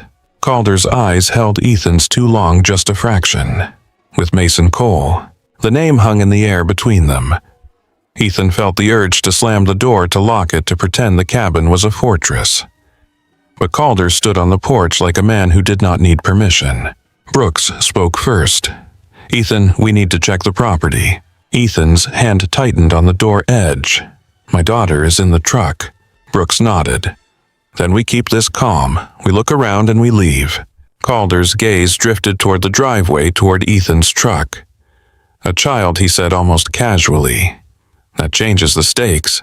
Ethan's voice came low. "She stays out of this." Calder's smile did not move, of course. Ethan felt heat rise behind his eyes. He forced it down. He looked at Brooks, not Calder. "Sheriff, can I speak to you for a second?" "Alone." Brooks hesitated. His eyes flicked to Calder, then back. "About what?" Ethan kept his voice even. "About why Claire Hart was in my kitchen last night." Calder's head tilted slightly, like a man hearing an interesting song. Brooks's expression tightened. "Claire Hart," Brooks repeated. Ethan watched Calder closely. The chief's face stayed composed, but something sharpened in his eyes. A focus that did not belong to polite conversation. Brooks stepped closer to Ethan, lowering his voice. "She's here." "She is," Ethan said. "And she has documents." Brooks's gaze went hard. "Documents about the old case." Ethan nodded once. Calder took one step closer, still on the porch, still outside, but close enough that Ethan could smell cologne over the damp pine air. "If there's evidence," Calder said, "the right place for it is in official hands." Ethan met his eyes. "Whose hands?" Calder's smile deepened slightly, as if Ethan had made a joke. "Law enforcement. We can protect it. We can protect you." Ethan's heart pounded, but his face stayed still. He leaned toward the Brooks, voice quieter. Sheriff, he's the one connected to it. Brooks's eyes narrowed. Connected how? Ethan's mouth went dry. He had no time to explain boot prints and altered reports without lighting the fuse right on the porch. And behind him, inside the cabin, Mason and Claire were moving toward the back door with the folder that could get them killed. Ethan swallowed and chose a different move. "Let me bring Claire out," he said. "Let her speak to you. Then you decide." Calder's tone stayed friendly. "No need. We can step inside, all of us. It's warmer." Ethan blocked the doorway with his body. "My daughter's asleep upstairs." Brooks watched Ethan's posture, the way he held the door like a shield. Something in the sheriff's face shifted. Suspicion not directed at Ethan exactly, but at the scene. Calder's gaze cut past Ethan again toward the interior. His eyes lingered on the hallway, the angle toward the back of the cabin. Ethan felt as if the man could smell fear, the way dogs smell blood. Brooks cleared his throat. "Chief, why don't you take a walk around back?" he said, measured. "Check the shoreline. I'll talk to Ethan." Calder's smile held for half a beat, then thinned. "Sure," he said. "Happy to." He stepped off the porch boots, crunching softly on gravel. Ethan tracked the movement with the corner of his eye. Calder did not head straight for the back. He drifted toward the driveway, first slow and deliberate, as if he were not checking the perimeter but choosing the best angle. His eyes landed on the truck. The passenger window was fogged slightly from Lily's breath. She sat upright now, rabbit in her lap, face turned toward the cabin. When Calder's gaze found her, he paused. Ethan's stomach tightened hard. Calder lifted a hand in a small wave, almost friendly. Then his hand dropped to his belt, resting there with casual confidence, fingers near the grip of his weapon. Ethan felt the blood leave his face. Brooks saw it. He followed Ethan's stare, then looked back at Calder.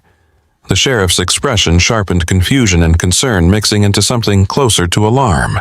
Ethan forced his voice to stay level, but it came out thin.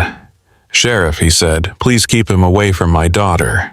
Brooks stepped forward, putting himself between Calder and the truck by a few feet, not dramatically, just enough to change the line. "Chief," he called, "leave the kid alone." Calder did not look offended. He looked amused. "Just saying hello," he replied, voice carrying easily across the gravel. The back door of the cabin clicked so soft it could have been imagined. Ethan's pulse jumped. Brooks did not seem to notice. Calder did. Calder's head turned slow toward the side of the cabin.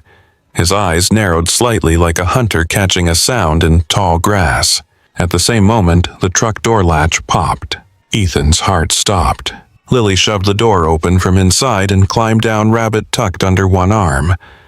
Her hair was a mess, her face pinched with the stubborn certainty of a child who has been told to sit still for too long. "Dad?" she called, voice loud in the quiet morning. "I'm hungry." Ethan took a step off the porch without thinking. "Lily, honey, get back in the truck." She frowned, confused. "But you said pancakes." Brooks's head snapped toward her. Calder's eyes locked on her like she was a lever someone had just placed in his hand. Ethan forced his tone lighter, almost playful, fighting the tremor in his throat. "Back in the truck, okay?" "Right now." Lily's eyes flicked between Ethan and the two men on the driveway. She hugged her rabbit tighter, uncertainty wobbling across her face. Calder's hand stayed on his belt. His smile never left. Brooks looked from Lily to Ethan, then to Calder. The sheriff's jaw tightened. "Chief?" he said, quiet but firm. "Check the back like I asked. I'll handle this." Calder did not move right away. He stood there in the damp morning, eyes fixed on Lily, hand resting near his weapon as if it belonged there. Ethan felt his body go rigid, every instinct screaming to scoop Lily up and run, but he knew running could turn a threat into a shot. He kept his hands open, palms visible, and spoke gently. "Lily, sweetheart, back in the truck." Lily took one step toward him, then stopped. Behind the cabin, out of sight, a board creaked in the direction of the boathouse. The creak came again, closer this time, a slow complaint of wood under careful weight. Ethan kept his eyes on Lily, but his nerves tracked every sound behind the cabin, like thin wires stretched too tight. Calder's gaze stayed fixed on Lily. His hand rested at his belt, casual in the way only practiced danger can be. Sheriff Brooks stood a few steps away, shoulders tense, trying to keep his voice normal. "Lily," Ethan said, soft but firm. "Back in the truck, sweetheart." Lily's mouth pulled into a stubborn line. She hugged the rabbit tighter. "I'm hungry," she repeated, like hunger was the only rule that mattered. Ethan took a slow step toward her, palms open, moving like he was approaching a frightened animal. "I know. I'll get you food. Right now I need you inside the truck." Lily's eyes flicked to Calder, then back to Ethan. Her small face tightened with confusion. "Why is that man looking at me?" Ethan felt his throat constrict. "Because he doesn't know you," he said, keeping his tone light. "And strangers make bad choices when they feel nervous. Help me out, please." Brooks shifted his stance, glancing at Calder. "Chief," he said, controlled, "go check the back." Calder did not move. He gave Brooks a look that was almost friendly, then returned his attention to Lily. "Kiddo," he called, voice warm. "Your dad just wants you safe." Lily stared at him, uncertain now. The friendliness did not fit the tension in the air. She took one step back toward the truck door. That was when Mason moved. He came around the corner of the cabin so fast, Ethan barely registered him, a lean, silent shape cutting through the wet grass. Mason did not look at Calder. He looked only at Lily, like she was a beacon and everything else was noise. "Lily," Mason said, voice low. She turned toward him, eyes wide. "Who are you?" Mason did not answer. He crossed the last few feet in 2 strides, scooped her gently by the shoulders, and pulled her behind the thick trunk of a pine tree near the edge of the yard. He crouched with her, keeping his body between her and the driveway. Calder's posture snapped from casual to sharp. His hand came off his belt and closed around the grip of his weapon. Ethan's chest seized. "Sheriff," he barked, voice breaking through the morning air. "Look at him. Look at what he's doing." Brooks turned, fast eyes following the movement, seeing Mason and seeing Lily disappear behind the tree. His hand went to his own weapon, but he did not draw it yet. His face tightened with a man's worst problem. 2 threats, 2 stories, 1 heartbeat to choose. Calder drew his gun. The sound was small, just metal and leather, but it made the whole yard feel like it tilted. Calder lifted the weapon, not quite aiming, not yet, but holding it at the ready. Ethan stepped off the porch, hands raised. "Calder, stop." Calder's eyes did not leave the tree. "Fugitive just grabbed a child," he said loud enough for Brooks to hear. "This is exactly why I am here." Behind the tree, Lily started to cry, the sound thin and scared. Mason leaned close to her, speaking into her hair. "It's okay," Mason murmured. "Don't move, just stay small." Lily's sobs hit Ethan like blows. He took another step forward, palms still up. Mason isn't hurting her. He's protecting her. Calder's mouth curved slightly. "Of course he is. That's what you will say." Brooks finally drew his weapon, pointing it downward, not at anyone. "Calder," he said, voice tight. "Lower it." Calder glanced at Brooks for half a second, annoyance flickering, then looked back at the tree. "Sheriff, do your job. That man is armed." "He isn't," Ethan snapped. Calder's eyes cut to Ethan. "You know that." Ethan's pulse pounded in his throat. He could not look away from the gun. "Because I've seen his hands." "He came here with a piece of paper, not a weapon." Calder's jaw tightened. "Paper can be a distraction." Ethan took a shaky breath. Brooks's eyes stayed on the tree, but his attention split between Ethan and Calder. Ethan forced his voice steady. "Sheriff, he framed my brother." He altered the case. "Claire Hart has proof." Calder's gaze sharpened at the name Claire. The warmth vanished from his face so quickly it was like a light turning off. "Claire Hart," he repeated almost softly. Brooks looked at Ethan. "Where is she?" Ethan's mind raced. If he said she was behind the cabin, Calder would go straight for her. If he lied, Brooks might not believe anything else. Calder solved it for him by shifting his stance toward the side of the cabin, weapon still raised. Claire, he called, voice smooth again. If you are here, come out. Let's talk like adults. No one answered. Lily's crying grew louder. Mason kept her pressed close, a hand covering the side of her head to muffle the sound. Dad, Lily sobbed. Dad, I'm scared. Ethan's legs wanted to run. He stayed rooted, forcing himself to move slowly to keep his voice gentle. I know, baby. I'm right here. Stay behind the tree. Brooks took a step, angling closer to Ethan. He kept his weapon down, but his shoulders were tense, ready. Ethan, he said low. Tell Mason to show his hands. Ethan swallowed. Mason, he called, voice steady but urgent. Show your hands, slowly. Mason hesitated. Then his head lifted just enough for Ethan to see his face. Mason's eyes were locked on Calder, not on Brooks. He raised both hands, open fingers spread, then lowered them again to hold Lily close. He is not armed, Ethan said. Calder's laugh was short. He's a convicted murderer, Sheriff. Brooks's gaze flicked to Calder. Convicted, Brooks repeated, and something in his tone shifted. A doubt that had been sleeping under procedure. Calder's weapon rose a fraction higher. Move toward me, Mason, he commanded. Away from the child, now. Mason's voice came out rough. You don't get to tell me anything. Calder's eyes narrowed. You want to add kidnapping to your list. Ethan's stomach twisted. He turned his head slightly toward Brooks, keeping his hands up. Sheriff, he said you separated from him a minute ago. You did that because you don't trust him. Brooks did not answer, but the pause was an answer on its own. A door hinge squealed from behind the cabin. Calder's head snapped toward the sound. His weapon swung with it fast.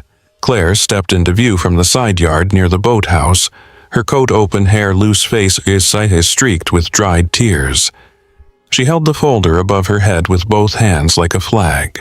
Sheriff Brooks, she called, voice carrying across the wet grass.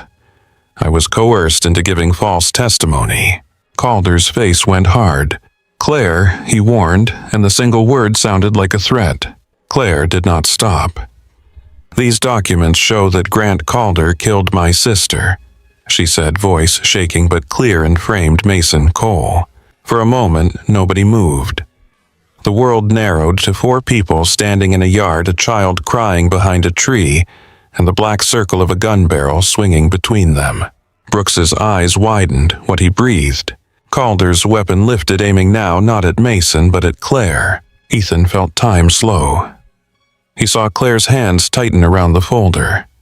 He saw Brooks's face tighten with decision forming too late. He saw Lily's rabbit drop onto the grass behind the tree. Claire, Ethan shouted, "Get down!" Claire did not. She stood there, shoulders squared, eyes on Brooks. Sheriff, look at the reports, she said. There are 2 medical examiner versions. The time was altered. The boot print is department gear. The photo was kept out of evidence. Calder's finger tightened on the trigger. The muzzle shifted toward Claire's chest. Brooks's weapon snapped up. The shot cracked through the damp morning, sharp enough to make the birds explode out of the pines. Lily screamed. Ethan flinched, but he did not look away. Calder's body jerked.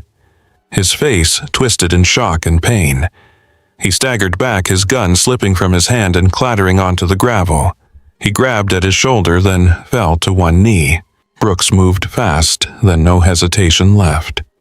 He kicked Calder's weapon away, boots scraping on stone, and swung his own gun toward Calder with steady hands. Don't move, Brooks commanded. Calder's breath came in harsh bursts. You shot me, he hissed, disbelief and rage mixing in his voice. You shot a chief. Brooks's eyes stayed cold. You aimed at an unarmed woman holding evidence. Put your other hand where I can see it. Calder's good hand lifted slowly, palm open, then trembled as it hovered in the air. Behind the tree, Mason kept Lily pinned close, his voice low in her ear. It's okay, it's okay. Don't look. Ethan forced himself to move slow and deliberate. He went toward the tree, first stepping carefully, so nobody thought he was rushing. Mason's eyes tracked him. Ethan crouched beside them. Lily's cheeks were wet. Her whole body shook. It's me, Ethan whispered. He wrapped an arm around her and pulled her close without lifting her fully, keeping them low. "You're okay." Lily clung to him, sobbing into his shoulder. "The loud noise," she choked. "The loud noise." "I know," Ethan murmured. "I know." Claire stood frozen near the boathouse, still holding the folder, overhead, arms trembling from the strain. Ethan turned his head just enough to see her. She was crying again, but she was still standing. Brooks pulled handcuffs from his belt and snapped them onto Calder's wrists. The metallic click sounded final. Calder's face twisted with humiliation. "This is not over," he spat, voice ragged. Brooks leaned in close enough that only Calder would hear. "It became over the moment you put your hand on that gun," Brooks said. Then he straightened and called out, voice loud and steady. "Deputy, I need medical and backup at Moosehead Lake Road, now." The cruiser radio crackled as Brooks spoke into it. His eyes lifted to Ethan, then to Mason behind the tree, then to Claire with the folder raised like a verdict. The damp air smelled like pine sap and gunpowder.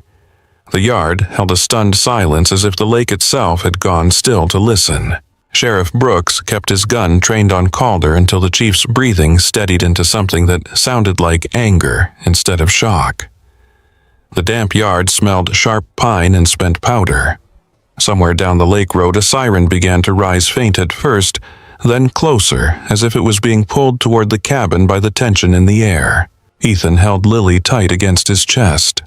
She clung to him with both arms and shook her rabbit forgotten on the wet grass behind the tree.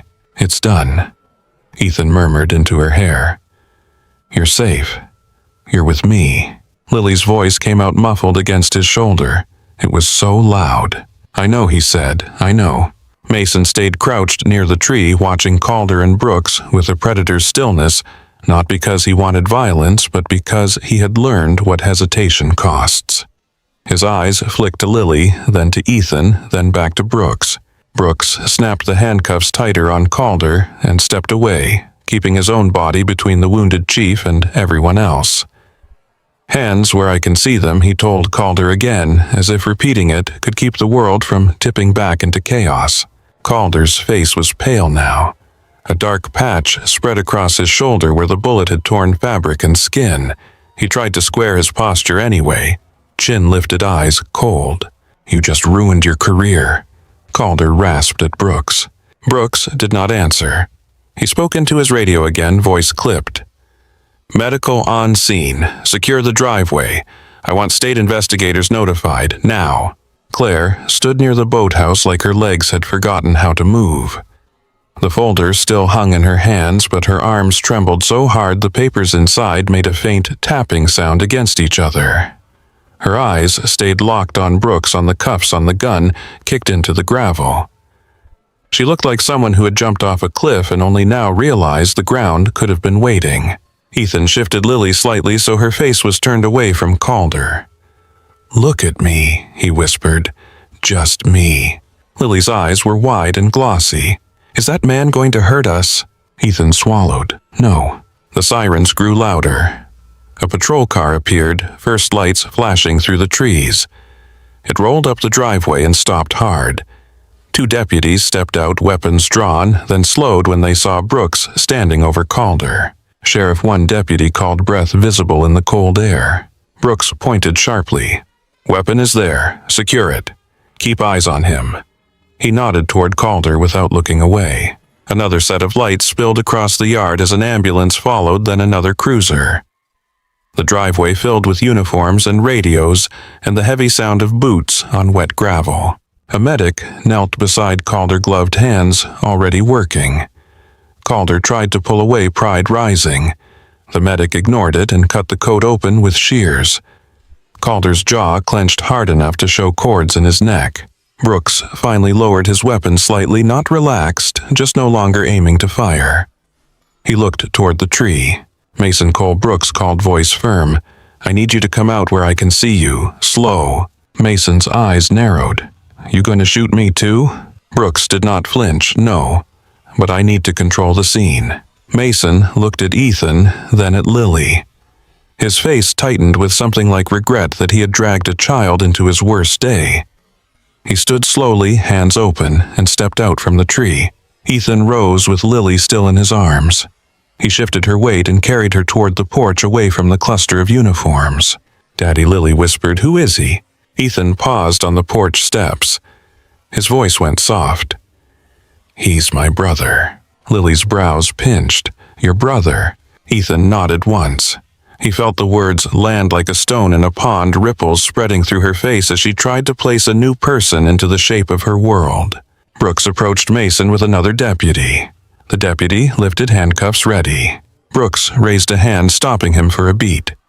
He studied Mason's face, then glanced at the tree where Lily's rabbit lay in the grass. "You pulled her out of the line of fire," Brooks said quietly. Mason's eyes flicked toward the porch. "I pulled a kid away from a man with a gun." Brooks held his gaze. "You still escaped custody." Mason's jaw tightened. "They were taking me back to a cage for something I did not do." Brooks's expression did not soften, but it shifted. "I'm going to cuff you," he said. "Not because I think you hurt her, because procedure exists and everyone out here is watching. But I'm also going to hear you, do you understand?" Mason hesitated, then nodded once. "Do it." The cuffs clicked around Mason's wrists. Mason did not resist. He did not look away from Brooks as if he was memorizing the sheriff's face for later, a face that might decide whether his life opened up or closed again. Claire took a step forward, still holding the folder. A deputy lifted a hand to stop her. Brooks turned. "Let her through." Claire walked toward them slowly, careful not to trip, careful not to appear sudden. She held the folder out to Brooks with both hands as if offering something sacred. Brooks accepted it, then looked at her. "You are Claire Hart." She nodded. Her lips trembled. "Yes." Brooks's gaze went briefly to Calder on the ground, then back to Claire. "You said false testimony." Claire's voice cracked. "I did it. I repeated what they coached. I believed what they showed me. I helped destroy him." Her eyes flicked to Mason. "I helped destroy you." Mason's face tightened. He said nothing. Brooks opened the folder just enough to see the copies, the stamps, the dates. His eyes moved fast. He closed it again and held it to his chest. "I want this logged properly," Brooks said to a deputy. "Chain of custody starts now. Photograph everything. Bag everything." Calder, half lifted onto a stretcher, twisted his head towards them. His eyes found Claire and hardened. "You think paper saves you?" Calder hissed. Claire's shoulders jerked at the sound of his voice. She forced herself not to step back. Brooks leaned toward Calder, voice low and sharp. "Save your breath. You're about to have a lot of questions to answer." The medics wheeled Calder toward the ambulance. As the stretcher rolled, Calder's gaze stayed on Ethan's porch, then slid to Lily's face. Lily shrank closer to Ethan's chest. Ethan turned his body, blocking her view. When the ambulance doors shut, the sound was a clean slam that made the morning feel more real. Brooks stepped onto the porch and lowered his voice.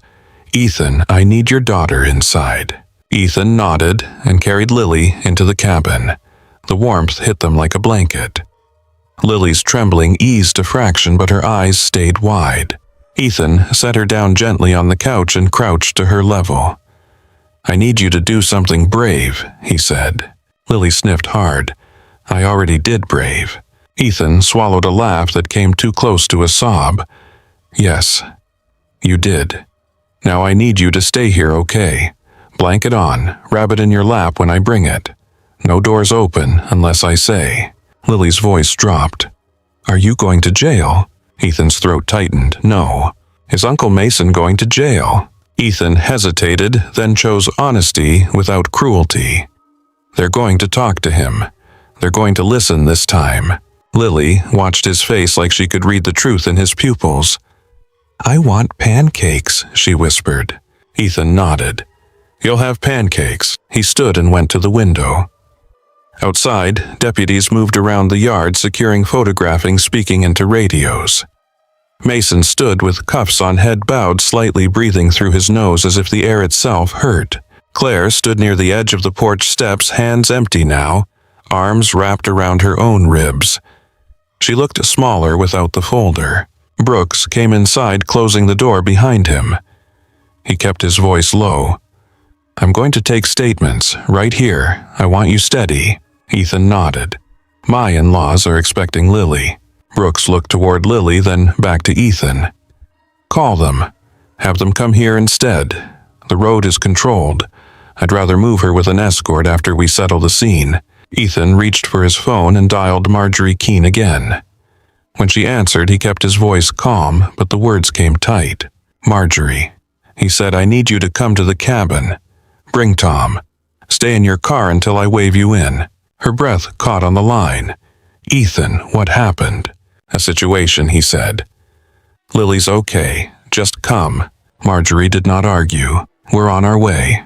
Ethan ended the call and leaned his forehead against his phone for a second. When he lifted his head, Brooks was watching him.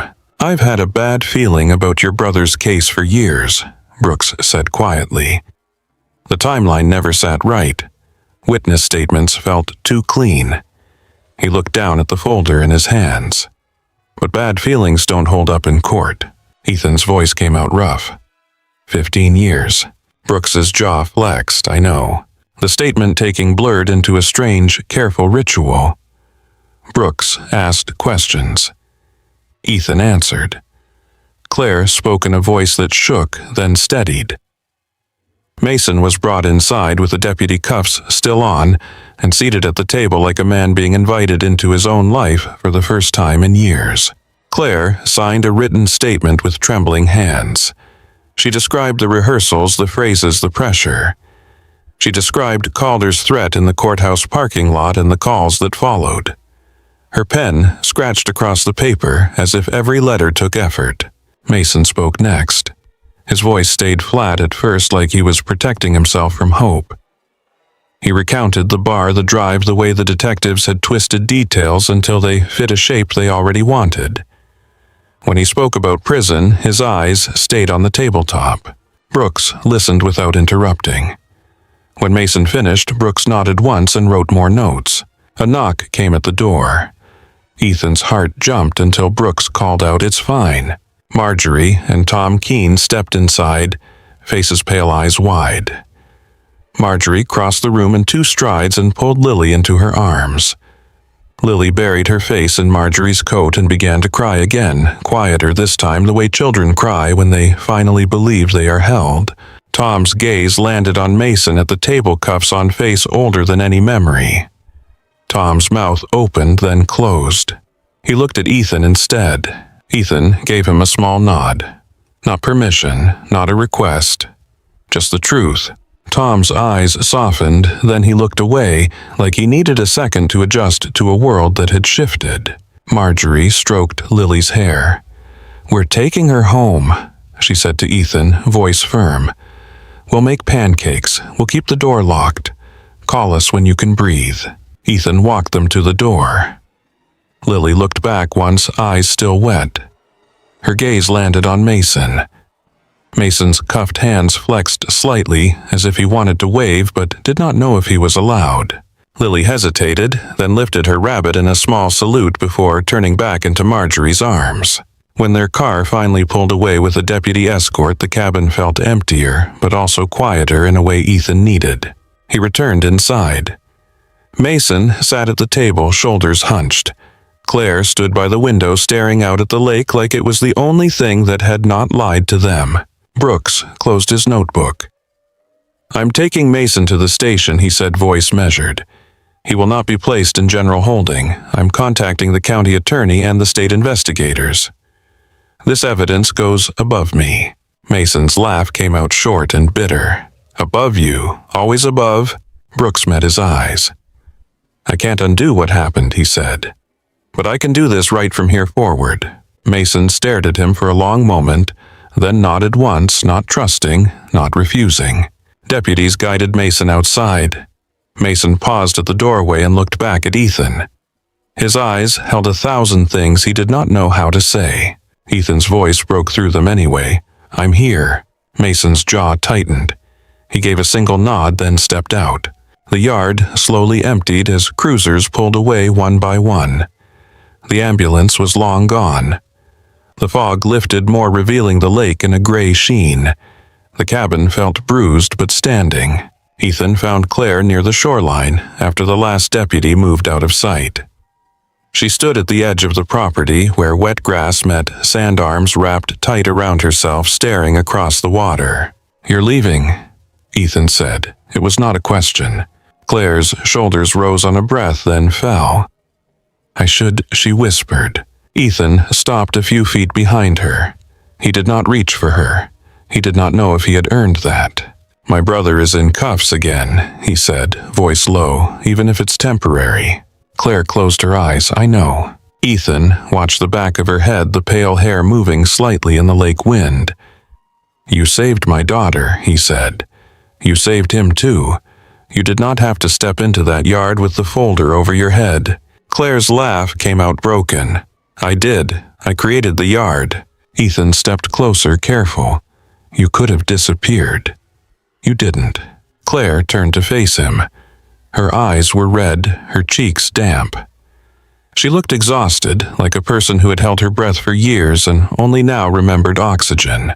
"I don't know what I am to you," she said softly. "I know what I was. I know what I tried to be." Ethan's throat tightened. He looked past her to the lake, then back to her face. "Right now," he said, "you're here." Claire's lips parted, then closed again. She nodded once, small. A gust moved over the water and lifted a few strands of her hair. Claire pressed them back with shaking fingers. She did not step away, but she did not step closer either. Ethan stood with her in the damp morning, listening to the lake and the distant hum of patrol cars fading into the trees, both of them still trying to understand how the same place could hold threat and relief in the same breath. Ethan stood with Claire at the edge of the sand, the lake breathing in small, steady laps against the shore. The fog had thinned into a light veil. Sun pushed through it in pale stripes, turning the water the color of brushed steel. Claire kept her arms folded tight, like she was holding herself together with pressure alone. "Right now, you're here," Ethan had said, and the words still hung between them. "I can't stay in your house," Claire whispered. Ethan nodded. "You don't have to." She stared at him as if she expected a trap in that answer. "People don't talk like that after what I did." Ethan's jaw flexed. He looked past her shoulder toward the dock, toward the yard where the gravel still held the faint scuffs of boots and rushed movement. "People don't usually lose 15 years either," he said. "And they don't usually get them back by pretending it never happened." Claire's eyes watered again. She wiped them once quick. "They will come for me," she said. "Calder has friends. He has reach." "They already came," Ethan replied. His voice stayed quiet, but it carried weight. "And they did not leave with what you brought." A car door shut somewhere up the driveway. A deputy called out. Then another voice answered. The scene was breaking down into normal sounds. Procedure, cleanup, the world trying to reset. Claire's shoulders sank slightly, like her body had been waiting for permission to stop bracing. "I'm going back to my place," she said. "I'll lock the doors. I'll sit in the dark and wait for the phone to ring." Ethan stepped a little closer, not touching. "You do that," he said. "And if you hear anything, you call me. Or Brooks." Claire gave a small nod. "You don't hate me," she said, and it sounded like a question she did not want answered. Ethan looked at her for a long beat. "I don't know what I feel," he said honestly. "But I know what you did this morning. You stood up when you could have stayed hidden." Claire's throat worked. "I'm tired," she whispered. "So am I," Ethan said. She turned away, first walking back across the damp grass toward her own property line, moving slower now, like every step had to be chosen. Ethan watched until she disappeared behind the trees. Then he went back inside the cabin and stood in the kitchen where the folder had been, where the table still held the imprint of elbows and fear. The days that followed did not feel like relief. They felt like waiting in a hospital hallway with no clock. State investigators arrived. Not with sirens, not with swagger. With clipboards and quiet voices and the kind of attention that made even Sheriff Brooks look careful. They photographed the documents again. They compared stamps. They pulled old evidence boxes from storage, handling them with gloves, as if time itself could contaminate the truth. Ethan sat through interviews that lasted hours. He answered the same question 3 different ways because 3 different people asked it in 3 different tones. He called Marjorie and Tom every morning and every night. Lily wanted to know when she could come home. Ethan kept saying soon, his voice steady even when his stomach was not. Mason spent 2 nights in a secured room at the station, cuffs off, but doors locked, watched like a man who might vanish if someone blinked. Ethan visited when he could. The first time, Mason sat across from him with his hands on the table, palms down, as if proving to the world that his hands were empty. "I hate being back in a room like this," Mason said. Ethan nodded. "I know." Mason's eyes lifted. "You didn't know," he said, then stopped himself. His gaze dropped. "I'm sorry, I'm full of it." Ethan leaned forward. "Be full," he said. "Say what you need to say." Mason's mouth opened, then he looked away. "I saw your kid," he muttered. "She looked at me like I was a stranger." Ethan felt something twist in his chest. "She is 8, he said. "She has never met you." Mason gave a short, bitter laugh. 15 years, and she has never met me." Ethan held his brother's eyes. "She will," he said. The county attorney moved faster once Calder was in cuffs, and a medic report confirmed the bullet had been clean through muscle, not fatal. Caleb's arrogance turned into fury, his fury into silence. Lawyers circled him. The investigators kept asking questions anyway. A hearing was scheduled. Ethan sat in the back row with Marjorie and Tom on one side and Lily between them, her legs swinging rabbit tucked under her arm. Mason entered in a suit that did not fit, right shoulders too tight, sleeves too short, like his body had changed shape from years of survival. He looked at Ethan and tried to smile. It barely formed. Claire sat 2 rows behind Ethan alone. She wore a plain sweater and kept her hands clasped together in her lap. When her eyes met Ethan's, she looked away as if she did not deserve that connection in a room that had once swallowed his family. When the judge spoke, the words landed like stones dropped into still water. Procedural at first, then the sentence that mattered. Conviction vacated. Ethan felt his chest go hollow. He heard Marjorie gasp. He felt Lily's small hand slip into his. Mason did not move for a moment. His mouth opened, then closed. A sound came out of him that was not a laugh and not a sob, something scraped raw from the deepest part of a man. Outside the courthouse, cameras waited. Reporters called questions. Mason walked past them with his eyes forward, Ethan at his side. When they reached the parking lot, Mason stopped and looked up at the sky like he was checking if it was still there. "I forgot it was this big," Mason said quietly. Ethan swallowed hard. "It's yours," he replied, "all of it." Compensation came months later. Not quickly, not cleanly, but it came. Enough for Mason to rent a small place near the lake, then buy a cabin across the water with a dock of its own. Close enough that Ethan could see the porch light on from his side at night, far enough that Mason could breathe without feeling watched. The first time Mason came over for dinner, Lily hovered behind Ethan's knee until Mason crouched and held out a small wooden box. "I made this," Mason said, "in the shop program. They let me keep it." Lily stared at the box, then at his hands. "What is it?" she asked. "A treasure box," Mason said, "for important things." Lily's eyes narrowed. "Like what?" Mason thought for a second, then said, "Like your rabbit, or a rock you like, or a note from your teacher. Things that matter because you say they matter." Lily took the box slowly like it might bite. She opened it. Inside was a smooth stone painted blue with a tiny white sailboat. Her mouth parted. "You painted that," she said. Mason's face softened. "I tried." Lily looked up at Ethan, then back at Mason. "I like it," she said, and something in the room loosened. Claire stayed away at first. She kept to her own place, a rented cottage up the road, curtains often drawn. But she did not disappear. She began leaving small things on Ethan's porch, always in daylight, always simple. A loaf of bread still warm. A jar of jam with a handwritten label. A sketch of the lake at dusk done in charcoal, the dock lines clean and careful. Ethan never chased her down. He simply made coffee in the mornings and sat on his dock. Some days, Claire sat on hers, a mug in her hand, staring at the water, as if it could forgive without words. They spoke when they spoke. They left silence when silence was all they had. One afternoon, Lily ran down to the docks with her hair tangled from the play. Ethan tried to comb it and only made it worse.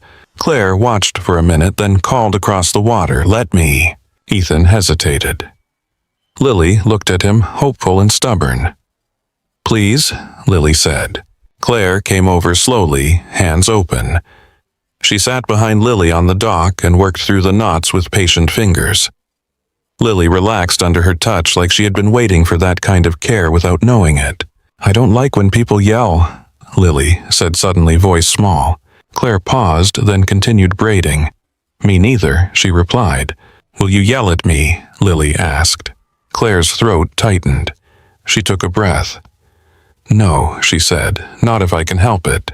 Lily's braid came out neat tight, and Ethan felt his eyes sting at something he could not name. Summer turned the lake bright. The woods filled with green. Mason's laugh came back in pieces, first around Lily, then around Ethan, then around a campfire when the night was warm enough to sit outside without flinching at every sound. Claire began painting again. She hung a canvas in Ethan's living room one day, not asking, just placing it against the wall. It was the dock at sunrise, but different. The wood looked repaired. The water looked calmer. A small figure stood at the end of the dock, a child in a bright jacket, and behind her 2 adult shadows that did not crowd her, just framed her. Ethan stood behind Claire as she looked at it, her hands shaking slightly. "It's not perfect," she whispered. "It's honest," Ethan said. In early fall, Claire asked Ethan to meet her in town. She stood outside a small office building with a sign that read, "Family Services." Her hair was pulled back tight. Her hands were empty. "I want to make it official," she said. Ethan's breath caught Claire. She looked straight at him. "Lily deserves something stable," she said. "Something no one can take away with a signature or a lie." Her voice broke slightly. "If you let me, if Lily wants it. I want to be part of her life in a way that is real." Ethan stared at her, the air between them thick with all the wrongs and all the trying. "We can talk to Lily," he said. They did. In the cabin on the couch, Lily between them with her rabbit in her lap. Ethan explained what it meant in words Lily could hold. Claire kept her hands folded, waiting, not demanding. Lily looked at Claire for a long time. "Do I have to call you Mom?" she asked. Claire's eyes filled. "No," she said. "You can call me Claire, or Miss Hart, or nothing at all until you want to." Lily chewed her lip. "Will you still braid my hair?" Claire's laugh came out wet. "Yes," she said, "every day if you want." Lily nodded once, decisive. "Okay," she said, "you can stay." 3 months later, papers were signed. A judge smiled at Lily and told her she looked brave. Lily nodded, like bravery was something you could wear like a jacket.